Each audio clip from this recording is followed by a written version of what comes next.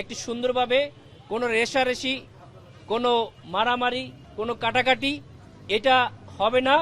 আমরা পরস্পর সৌহার্দ্যের ভিত্তিতে যার যার আদর্শ তারা জনগণের কাছে আমরা তুলে ধরব। আপনারা আপনাদের মিডিয়ার মাধ্যমে নিরপেক্ষভাবে সেটা মানুষের কাছে তুলে ধরবেন এবং একটি সুন্দর সুষ্ঠু নির্বাচনের জন্য আপনারা সবচেয়ে বড় ভূমিকা রাখবেন। এরই পাশাপাশি আমরা আজকে আমাদের 17 আসনে আপনারা জানেন আমাদের যিনি প্রধান প্রতিপক্ষ তিনি গতকালকে যে একটা কড়াইল বস্তিতে সরাসরি ফ্যামিলি কার্ড দেখানো এবং ফ্ল্যাট অফার করা, এটা মানুষকে কিছুটা প্রভাবিত করা, যেটা নির্বাচনী আচরণবিধির লঙ্ঘন আপনারা সবাই জানেন। এটার জন্য আমরা সে যত বড়ই হোক না কেন তাকে অবশ্যই আমাদের আইনের ঊর্ধ্বে কেউ থাকবে না, ইভেন আমি হলেও থাকবো না, আপনি হলেও থাকবেন না। এই যে আইনের শাসন আমরা নিয়ে আসতে চাচ্ছি, এই আইনের শাসনের জন্য আমরা লিখিত আকারে আমাদের একজন ভাই আজকে আমাদের এখানে অভিযোগ দিয়েছি। আমরা আশা করি নির্বাচন কমিশন বিধি মোতাবেক সেটা তাদের যেটা করা দরকার সে অনুযায়ী যদি পদক্ষেপ নেন তাহলে কোনো দলই কোনো ব্যক্তি নির্বাচনে বিশৃঙ্খলা করার সামান্যতম কোনো সাহস পাবে না। একটি সুন্দর সুষ্ঠু নির্বাচনের মাধ্যমে একটি সমৃদ্ধির বাংলাদেশের জন্য জাতি আজ তাকিয়ে আছে। আল্লাহ আমাদের এই প্রত্যাশাকে কবুল করুক, এই আশা আমি ব্যক্ত করছি। সকলকে আসসালামু আলাইকুম।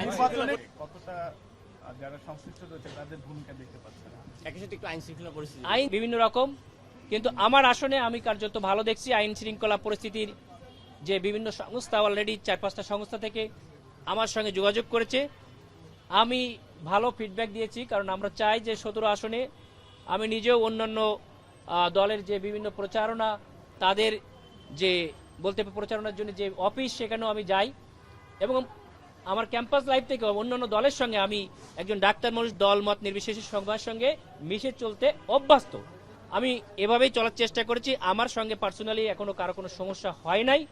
আমি অন্যকে আহ্বান করছি নির্বাচন পর্যন্ত এটা হবে না। নির্বাচন একটা খেলার মাঠ, এখানে জয় পরাজয় হবেই, কিন্তু একজনকে জোর করে আরেকজনের মতামত চাপিয়ে দিতে হবে, এইটা থেকে আমরা বের হয়ে আসতে চাচ্ছি।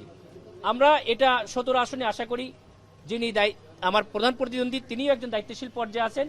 এরকম খারাপ পরিবেশ হবে না বলে আমার দিকে আশা ব্যক্ত করছি আমি, এবং আমরা সবাই মিলে সেটাকে সহযোগিতা করব। আইন শৃঙ্খলা যারা দায়িত্বে আছে তাদেরকেও আমাদের জনগণকে অবশ্যই সহযোগিতা করতে হবে। জোরকে আমরা কেড়ে নিতে না চাই। এটা বলেছি এইখানে আমি যেহেতু প্রার্থী, এখানে যে আমার যে জনপ্রিয় আইন শৃঙ্খলার কিছুটা আছে, কিন্তু কিছু কিছু ক্ষেত্রে বিভিন্ন সংস্থার মাধ্যমে আমাকে একটু পার্সোনালি, যেহেতু আমি একজন প্রার্থী, যেই প্রার্থীর আমার জীবদ্দশায় কোনো কেস নাই, মানে ধরেন বিভিন্ন কেস থাকে না 10টা 20টা 50টা, আমার কোনো কেস নাই, আমার কোনো লোন নাই।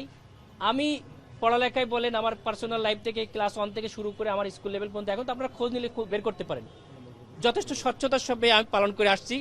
গেল 18 বছরও আমার কোনো সমস্যা ছিল না, কিন্তু বিপরীত পক্ষে আমরা খোঁজ নিয়েছি, তাদেরকে প্রেসার দিয়ে সেখানে বিভিন্ন ধরনের ইস্যু তৈরি করার চেষ্টা করা হচ্ছে। আমার যে জনপ্রিয়তায় তারা ভীতু হয়ে, এখানে আমি বলতে চাই আপনাদের মাধ্যমে, আমি দেখেন সাইজেও ছোট, বয়সেও ছোট, আমার মতো একটা ছোট প্রার্থীরা যদি তারা এরকমভাবে ভয় পায় এবং বিভিন্নভাবে, আজকে আবার শুনলাম ট্যাক্সের ফাইল দেখার জন্য একজন কল করছে, তারাও বলতেছে ভাই আমরা তো চাই না, কিন্তু আমাদেরকে জোর করে এটা করাইতেছে। আমরা বলছি তাদেরকে আহ্বান করবো, আপনারা জনগণের কাছে যান, জনগণের ভালোবাসা পাওয়ার চেষ্টা করেন, এটার জন্যই নির্বাচন। শুধু যদি সেই আমলাতন্ত্রকে আবার এস্টাবলিশ করতে চান তাহলে তো ভাই সেই স্বৈরতন্ত্র আবার ফিরে আসলো। সুতরাং আমার জনপ্রিয়তার কাছে আপনারা ফেইলুর হয়ে মানুষকে এরকম প্রশাসনকেও চাপ দিয়েন না। এত চাপ দিলেও জনগণ তাদের যে ভালোবাসা হৃদয়ের মধ্যে চেপে গেছে, এই ভালোবাসা প্রশাসন দিয়ে কেড়ে নেওয়া যাবে না আশা করি আমি ইনশাআল্লাহ। এইখানে আমরা বিপুল ভোটে বিজয়ী হওয়ার আশা রাখি ইনশাআল্লাহ। দাঁড়িপাল্লার বিজয় হবে সারা দেশেই, যেমন বিভিন্ন ইউনিভার্সিটিতে ভূমিধস বিজয় হয়েছে, বাংলাদেশে এরকম ভূমিধস বিজয়ের মাধ্যমে বাংলার জনগণ গণতন্ত্রকে প্রতিষ্ঠিত করে ছাড়বে ইনশাআল্লাহ।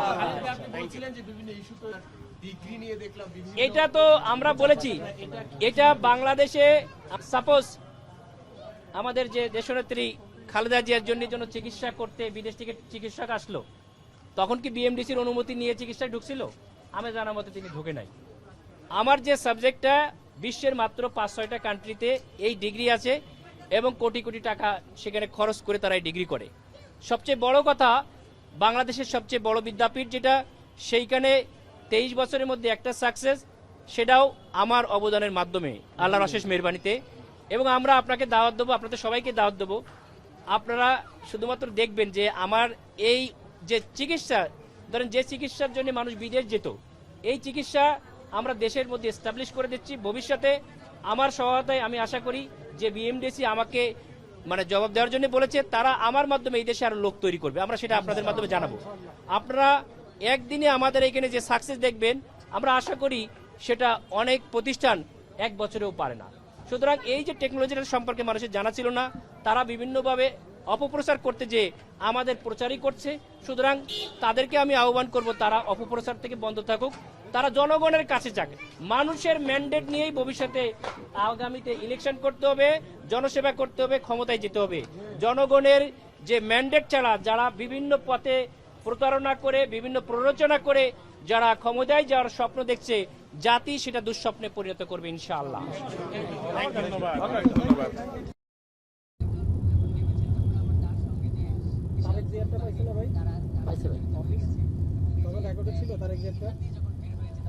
কালার এক্সপার্ট এবং ডার্ক জ্যাপ সমৃদ্ধ অরিক্স অ্যাডভান্স ডিটারজেন্ট পাউডার, আপনার লন্ড্রি এক্সপার্ট।